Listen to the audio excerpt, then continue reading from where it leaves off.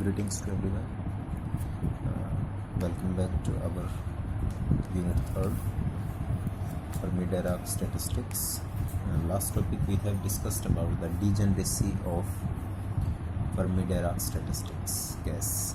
FD gas के लिए हमने degeneracy को डिस्कस किया था. तो आज हम Fermi-Dirac law of energy of a electron के लिए डिस्कस करेंगे उसको. सो टुडेज टॉपिक इज़, अब हमारे पास जितने भी टॉपिक हैं वो ज़्यादा लेंथी नहीं है, तो इसलिए हम वीडियो भी जो है वो 2 की बजाय 1 कर देते हैं पर डे. और एक चीज़ ध्यान रखें कि अपना टॉपिक और अपना जो काम है वो अप टू डेट रखें. Up to date in the sense कि जो भी आपका रिवीजन है, न्यूमेरिकल्स हैं, वो सारी चीज़ें. ठीक है. Fermi-Dirac law of distribution of energy among the free electrons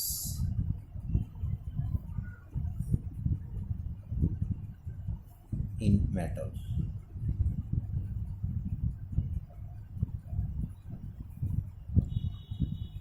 तो हमने लॉ ऑफ डिस्ट्रीब्यूशन को डिस्कस करना है इलेक्ट्रॉन्स के लिए, फ्री इलेक्ट्रॉन्स के लिए. ठीक है. तो सबसे पहले बात करते हैं हम फ्री इलेक्ट्रॉन गैस की कि ये क्या चीज़ होती है फ्री इलेक्ट्रॉन गैस. ठीक है. पहले इस टॉपिक को समझने के लिए ये पता होना चाहिए कि इलेक्ट्रॉन गैस किसे कहते हैं और ये फ्री इलेक्ट्रॉन का मतलब क्या है. नॉर्मली ये चीज़ आप पहले पढ़ चुके हैं फ्री इलेक्ट्रॉन से रिलेटेड लोअर क्लासेस के अंदर. देखो, मान लिया कोई भी हमारे पास एक मेटल है, तो उस मेटल का हम अगर स्ट्रक्चर डिस्कस करें तो ये न्यूक्लियस, प्रोटॉन और न्यूट्रॉन होते हैं. उसके आउटर में इलेक्ट्रॉन्स जो हैं वो डिफरेंट ऑर्बिट्स के अंदर रिवॉल्व कर रहे हैं इस तरीके से. ठीक है. तो हम ये मान लेते हैं आउटर मोस्ट में इसके 2 इलेक्ट्रॉन हैं. ये फुल्ली फिल्ड है 1 2 3 4 5 6 7 8. ये भी फुल्ली फिल्ड है 1 और 2 के साथ. मैंने कॉन्फ़िगरेशन बना दिया 2 8 और 2 का. कोई भी मेटल है, ठीक है, मैग्नीशियम है, जो भी है, एल्यूमिनियम है, एग्जांपल के लिए एल्यूमिनियम नहीं, सेकंड ग्रुप से ही होगी क्योंकि आउटर मोस्ट शेल में 2 है. और जब आउटर मोस्ट शेल की बात करते हैं तो आउटर मोस्ट शेल में जितने भी मेटल्स होती हैं हमारे, ठीक है, वो सभी वीकली बाउंड इलेक्ट्रॉन्स रखते हैं. इन मोस्ट ऑफ मेटल्स की बात हो रही है यहाँ.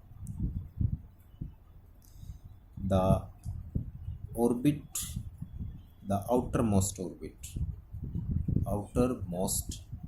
orbit इलेक्ट्रॉन्स जो भी होंगे आर वीकली बाउंड, हमेशा वीकली बाउंड होते हैं.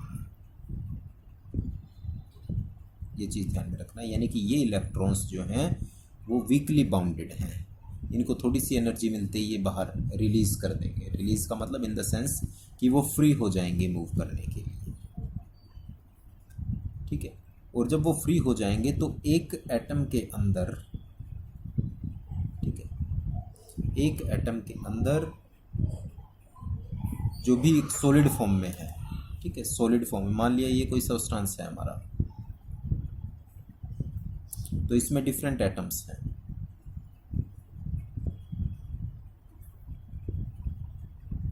डिफरेंट एटम्स हैं. और जब वो डिफरेंट एटम है तो वो एक दूसरे के काफ़ी क्लोज हैं. किसी सब्सटेंस के अंदर ये एटम का स्ट्रक्चर बनाया है और ये एटम्स हैं उसमें, तो ये एटम्स आपस में काफ़ी क्लोज होते हैं एक दूसरे के. क्यों क्लोज होते हैं? Because of inter atomic force की वजह से ये आपस में क्लोज होते हैं. और अगर हम सभी एटम्स की बात करें तो सभी के अंदर जो आउटर मोस्ट इलेक्ट्रॉन्स होंगे वो वीकली बाउंडेड होंगे। ठीक है, और जब सभी एटम्स के अंदर electrons outer most weekly bounded होंगे तो आप ये कह सकते हैं कि सारे के सारे एटम के अंदर बहुत सारे इलेक्ट्रॉन्स वीकली बाउंडेड हैं। और जब बहुत सारे एटम्स वीकली बाउंडेड हैं देन दे आर फ्री। एक तरीके से एनर्जी मिलते ही वो फ्री हो जाएंगे। और जब वो फ्री हो जाएंगे तो हम ये कह सकते हैं, जब वो जैसे मान लिया इसमें से एक इलेक्ट्रॉन निकल गया तो ये पॉजिटिव आयन बन गया, दूसरे में से निकलेगा तो ये भी पॉजिटिव आयन बन जाएंगे। तो इसमें बहुत सारे पॉजिटिव आयन और फ्री इलेक्ट्रॉन्स हैं। इसके स्ट्रक्चर को कुछ इस तरीके से समझो, ये एक सब्सटेंस है ये, इसमें ये एटम्स इंटर एटॉमिक फोर्स से क्लोजली स्पेस्ड हैं।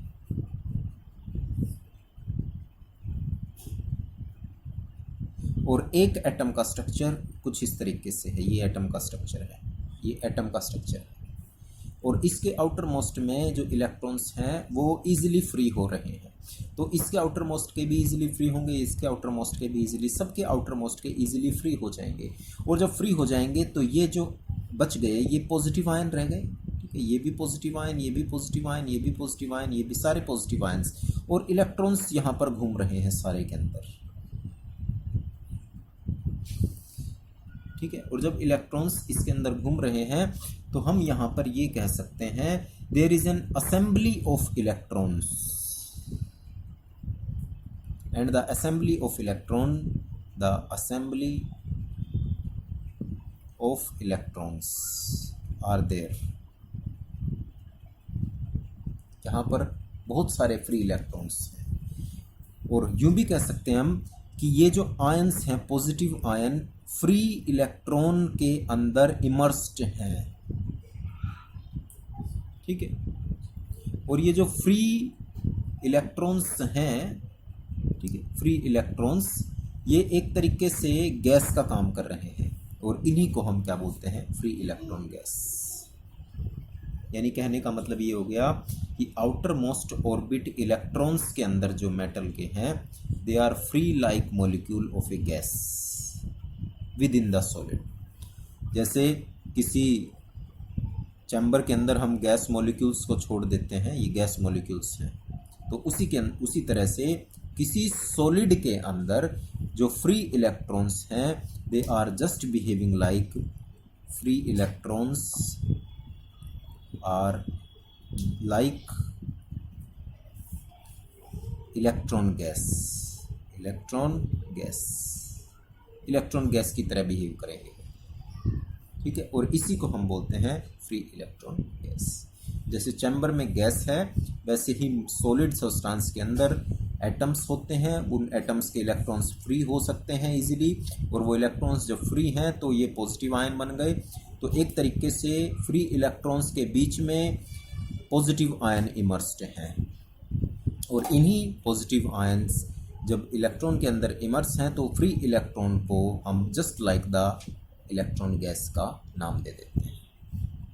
तो हमने अब इसके अंदर यही चीज़ डिस्कस करनी है। ठीक है, इसको समझने के लिए हमें ये पता होना जरूरी था, थोड़ा सा आइडिया होना जरूरी था कि what is free electron gas. Fermi Dirac law of distribution of energy among the free electrons in a metal. अब हम इसको फाइंड आउट करने वाले हैं। ठीक है, I think free electron gas के बारे में आप सभी को क्लियरेंस कुछ ना कुछ तो हो ही गई होगी। चलिए अब इसको शुरू करते हैं, यानी कि फर्मी डेराक लॉ डिस्ट्रीब्यूशन हम ऑफ एनर्जी, एनर्जी के लिए वैल्यू निकालनी है एफ डी की, किसके लिए, फ्री इलेक्ट्रॉन्स के लिए।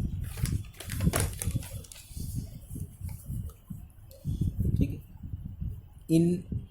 अब मैं उसको थोड़ा सा वर्डिंग में दे रहा हूँ, in any metal the free electron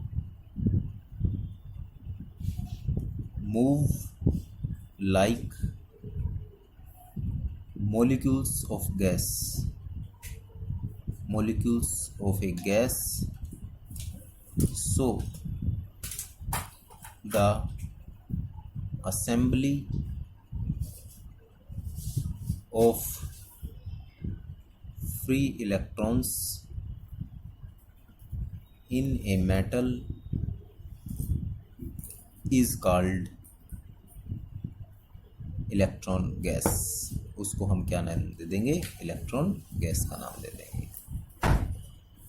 ठीक है, किसी भी मेटल के अंदर फ्री इलेक्ट्रॉन्स गैस मॉलिक्यूल की तरह मूव करते हैं, तो इसीलिए assembly of free electron in A gas molecule metals is called electron gas.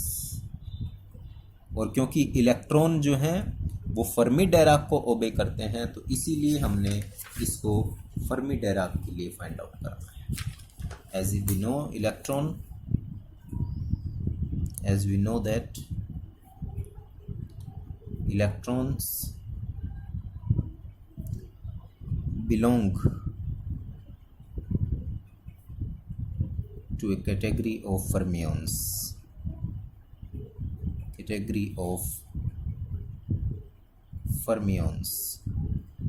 and obey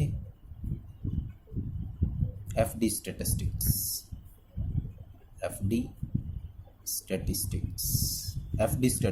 को ओबे करते हैं। ठीक है, तो इसलिए हम मॉलिक्यूल्स का फॉर्मूला भी उसी के लिखेंगे। Then according to FD distribution law,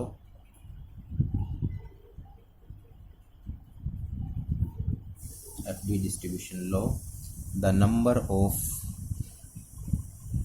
fermions or molecules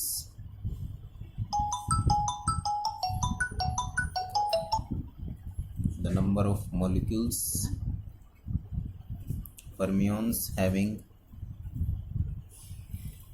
energy between U and U plus du is given by, तो फर्मी डिस्ट्रीब्यूशन लॉ के अकॉर्डिंग नंबर ऑफ फर्मियंस की वैल्यू इस एनर्जी रेंज में इस फॉर्मूले से गिवन है, NU du, this is equal to GU du divided by e की पावर अल्फा e की power u over kT plus 1, equation number 1। ठीक है, ये फॉर्मूला हम फाइंड आउट कर चुके हैं पहले फर्मियंस के लिए नंबर ऑफ मॉलिक्यूल्स का। ठीक है, अब चीज़ थोड़ी सी समझने की है, ये तो कॉमन सी चीज़ें थी। जो एनर्जी है ऑफ इलेक्ट्रॉन्स की डिक्रीज हो जाती है विद डिक्रीज इन टेम्परेचर, जैसे जैसे टेम्परेचर कम होगा वैसे वैसे इलेक्ट्रॉन की एनर्जी भी डिक्रीज हो जाएगी। एंड अगर एब्सोल्यूट ज़ीरो हम बात करें, एट एब्सोल्यूट ज़ीरो का मतलब टेम्परेचर 0 केल्विन है। ठीक है, जो एनर्जी है वो मिनिमम हो जाएगी। The energy of system is minimum,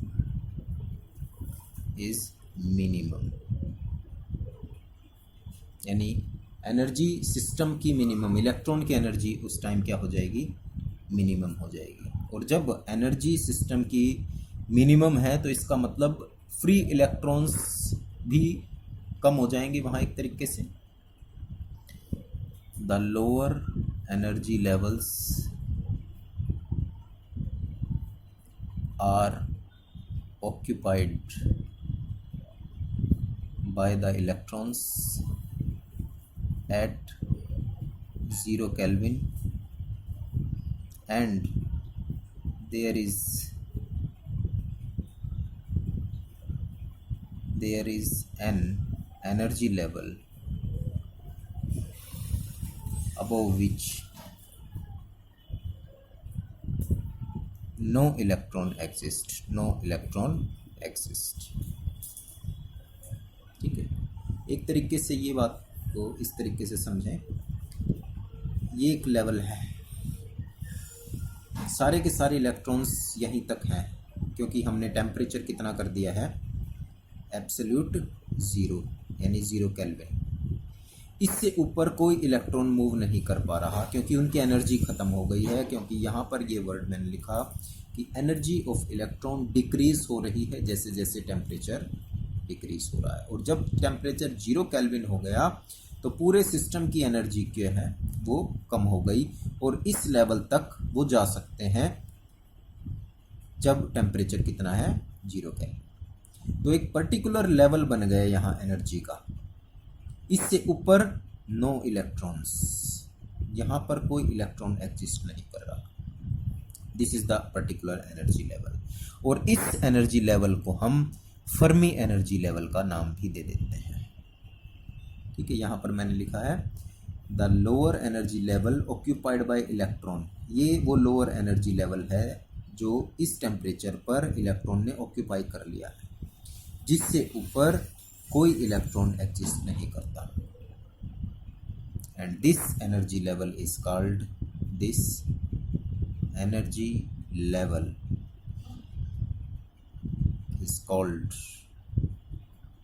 Fermi energy level.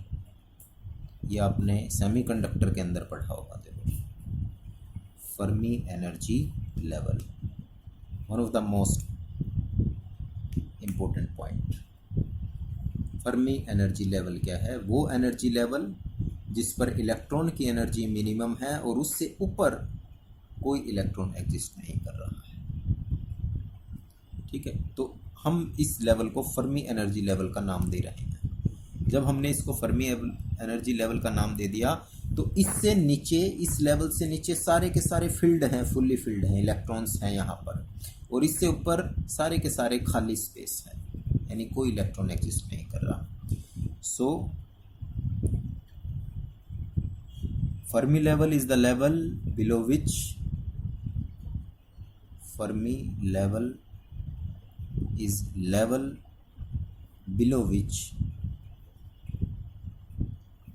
all are filled, सभी जो हैं वो filled हैं। और उससे ऊपर and above which all energy levels are empty, all energy levels are vacant।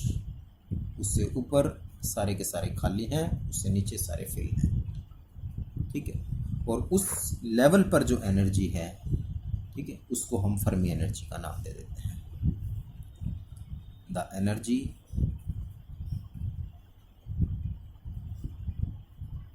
Of Fermi level is called Fermi energy. ठीक है, थोड़ी सी थ्योरी इसमें ऐड कर दी गई कि जब हम टेम्परेचर डिक्रीज करते चले जा रहे हैं तो सारे इलेक्ट्रॉन जो हैं वो एक पर्टिकुलर लेवल तक हो जाएंगे। ठीक है, उनकी एनर्जी मिनिमम हो जाएगी, उससे ऊपर कोई इलेक्ट्रॉन नहीं होगा, उससे नीचे ही सारे इलेक्ट्रॉन होंगे। तो उस एनर्जी लेवल को हमने फर्मी एनर्जी लेवल का नाम दे दिया। एट एब्सोल्यूट 0 केल्विन से नीचे सारे फील्ड हैं, उससे ऊपर कोई फील्ड नहीं है, सारे वेकेंट हैं। और इस एनर्जी लेवल की जो एनर्जी है उसको हमने फर्मी एनर्जी का नाम दे दिया है। अब इस चीज़ को थोड़ा सा माइंड में रखना है और ऑक्यूपेशन इंडेक्स की हम बात करेंगे। Therefore at T is equal to 0 kelvin for U is greater than UF। UF का मतलब फर्मी एनर्जी लेवल। ठीक है, फर्मी एनर्जी है, फर्मी एनर्जी। UF का मतलब फर्मी एनर्जी। अगर एनर्जी फर्मी एनर्जी से ज़्यादा है तो कोई भी इलेक्ट्रॉन एग्जिस्ट नहीं कर रहा वहाँ पर, और कोई इलेक्ट्रॉन एग्जिस्ट नहीं कर रहा तो ऑक्यूपेशन इंडेक्स ये हमने सबसे शुरू में डिस्कस किया था, 0 हो जाएगा। और ऑक्यूपेशन इंडेक्स का मतलब रेशो था number of particles to the number of shells and that is equal to 0। क्योंकि कोई भी नंबर ऑफ पार्टिकल ही एग्जिस्ट नहीं कर रहा तो नंबर ऑफ सेल्स के अंदर कोई भी चीज़ नहीं है, तो इसकी वैल्यू क्या हो गई? 0 हो गई। लेकिन उससे नीचे and for energy is less than U F, Fermi energy से नीचे सारे के सारे एग्जिस्ट कर रहे हैं, तो ऑक्यूपेशन इंडेक्स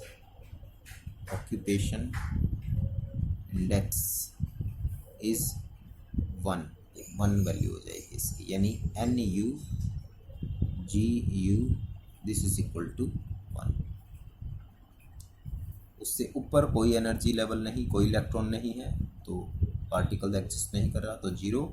लेकिन जब नीचे पार्टिकल एग्जिस्ट कर रहा है तो लगभग हर सेल के अंदर एक एक पार्टिकल जरूर होगा, क्योंकि फील्ड है। ठीक है, ये थ्योरी के अंदर हम पॉइंट डिस्कस कर चुके हैं। अब इसको ग्राफिकली अगर हम रिप्रेजेंट करें तो at temperature T greater than 0 kelvin है, 0 केल्विन से ज़्यादा, there is no sharp cut off. कैसे शार्प कट ऑफ की बात हो रही है? हमने एक ग्राफ प्लॉट करा एनर्जी और ऑक्यूपेशन इंडेक्स में, NU/G। तो ये एक पर्टिकुलर टेम्परेचर है, T is equal to 0 kelvin. जब एनर्जी 0 है तो सारे के सारे इस टेम्परेचर के अंदर लाई कर रहे हैं, मैक्सिमम है ये। ठीक है, और यहाँ तक हम मान लेते हैं वो एनर्जी है 1। तो होना चाहिए इस तरीके से कि इस लेवल तक सारे एग्जिस्ट कर रहे हैं, maximum number of electrons, occupation index 1 है यहाँ पर। लेकिन एक्चुअल में जो ऑक्यूपेशन इंडेक्स है वो इस ग्राफ के थ्रू रिप्रेजेंट होगा।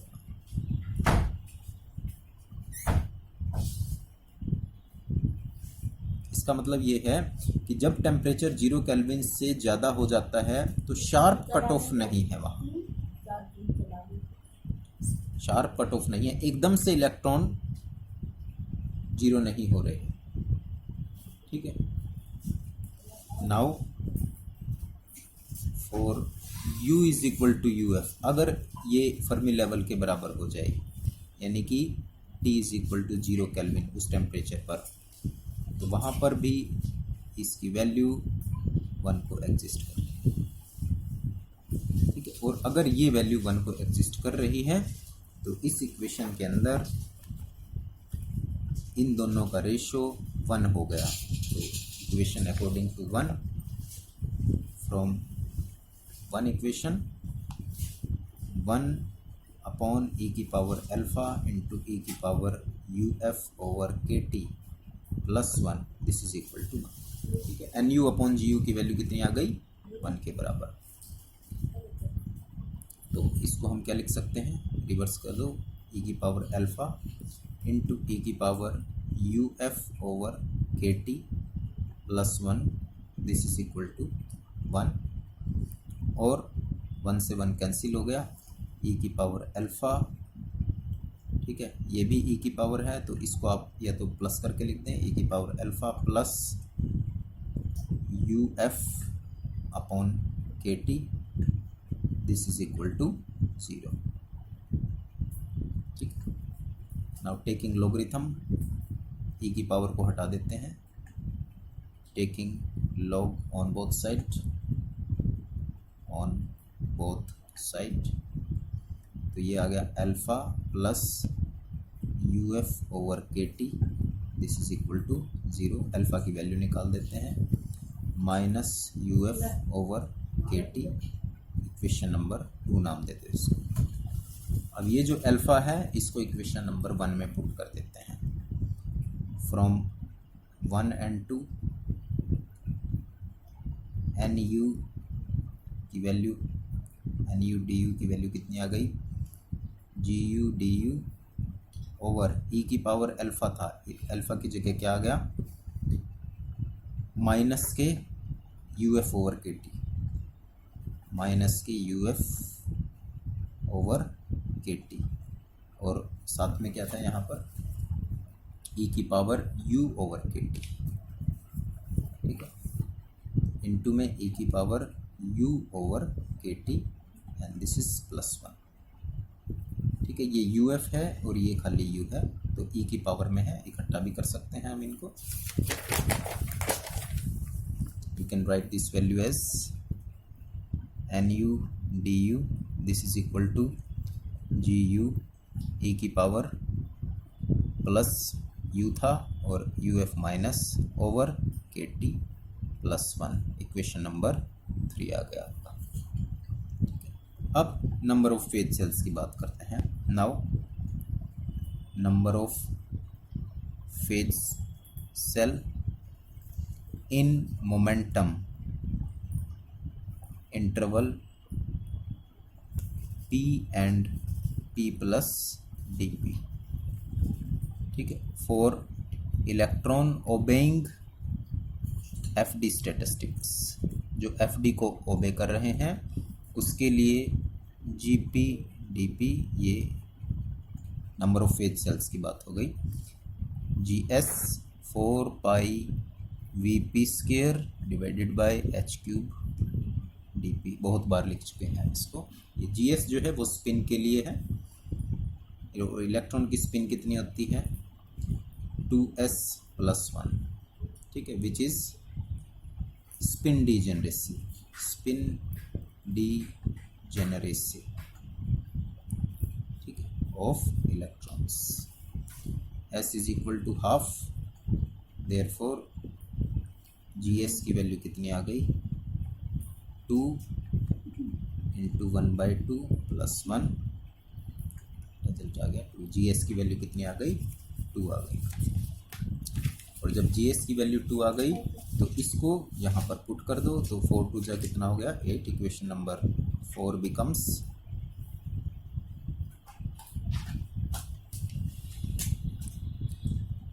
GP DP, this is equal to GS की वैल्यू 2 और ये कितना हो गया 4, तो हमारे पास वैल्यू आ गई 8 के बराबर, 4 इंटू 2 8 पाई VP square over h cube into में DP, ठीक है। अब इसको एनर्जी की टर्म्स में रिप्रेजेंट करना है क्योंकि आर्टिकल हमारा एनर्जी के लिए, एनर्जीज के लिए, तो इसको हम मोमेंटम को एनर्जी में रिप्रेजेंट करते हैं using U is equal to क्या होता है p स्क्वायर अपॉन में 2m, तो p स्क्वायर की वैल्यू कितनी आ गई 2mu और 2p dp, this is equal to 2m du आ गया, ठीक है। तो जहाँ पर p है उसको u में चेंज कर देते हैं। अब एक चीज़ और, dp भी हमारे पास है, तो dp की वैल्यू कितनी आ गई 2 से 2 कैंसिल हो गया, m अपॉन p du आ गया, ठीक है। अब यहाँ भी p आ गया है, इसको भी चेंज करते हैं, तो m अपॉन में p की जगह क्या आ गया स्क्वायर रूट 2mu और ये आ गया du, ठीक है। m यहाँ पर ओपन है, यहाँ पर स्क्वायर रूट में है, तो इसको लिख सकते हैं, 2 बार स्क्वायर रूट कर सकते हैं, तो m अपॉन 2u du, तो dp की वैल्यू आ गई हमारे पास यहाँ पर, ठीक है, p की वैल्यू आ गई हमारे पास, तो इसको u में चेंज कर दो। देयरफॉर दिस इक्वेशन नंबर, इसको नाम दे दो 5 becomes,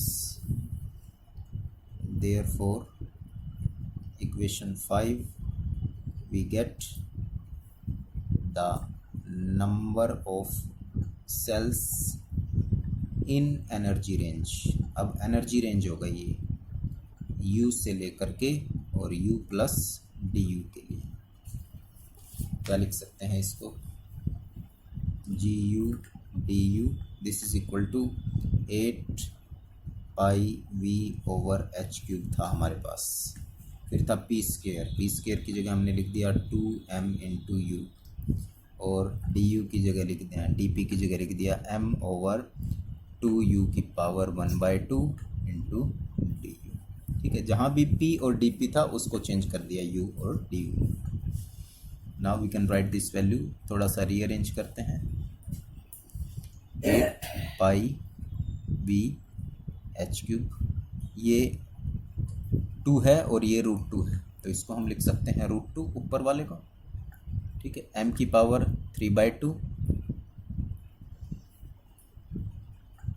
ठीक है, इनटू में u की पावर 1/2 हो गया, ये √2 था तो इससे कैंसिल हो गया, एक ये √2 बच गया, इनटू में du।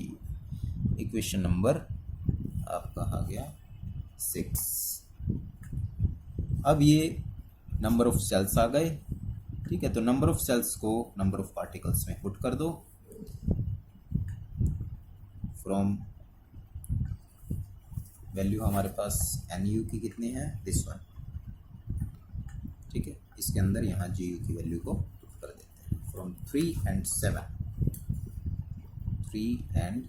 7 we get NU DU, energy की टर्म्स में आ गया अब सब कुछ, 8√2 पाई V m की पावर 3/2 ओवर h³, ये हमने इसकी वैल्यू पुट कर दी है।